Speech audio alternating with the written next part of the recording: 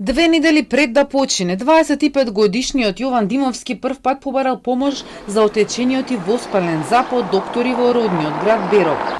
Државниот здравствен инспекторат објави како бил лекуван младиот беровчанец од докторите во Берово преку Штип до Скопје. Речиси секој ден бил во контакт со лекари, а завршил на клиниката за анестезија со септичен шок.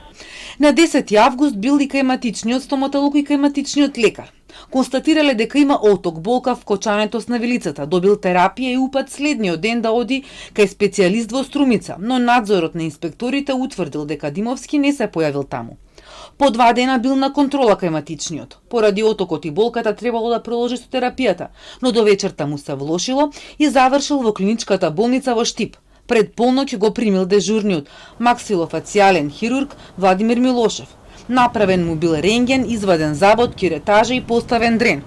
Останал во болницата на лекување 6 дена и на 19 август по направени испитувања и подобрена здравствена состојба бил пуштен на домашно лекување. За 2 дена се јавил на прва контрола во Штип, но уште истата вечер завршил во Беровската итна помош, затоа што раната во која имал дрен му била во лоша состојба. Следната ноќ повторно дошол во брзата помош со лоша состојба, со крварење фебрилен, со тежното дишење и намалена сатурација.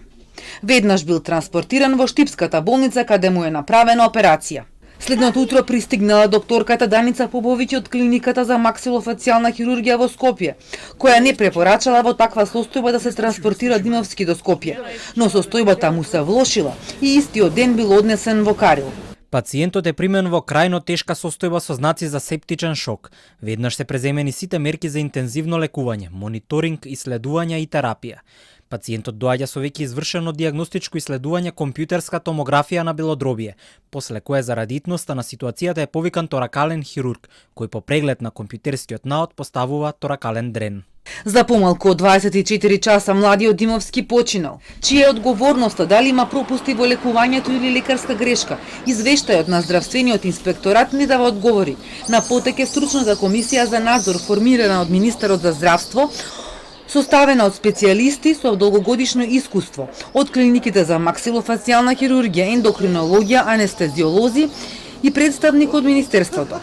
По завршување на вонредниот инспекцијски надзор од ДСЗ, изготвениот извештај и на одите од овој надзор, комисијата од стручен аспект ќе утврдува дали е почитувана процедурата за третман на пациентот, согласно медицина базирана на докази.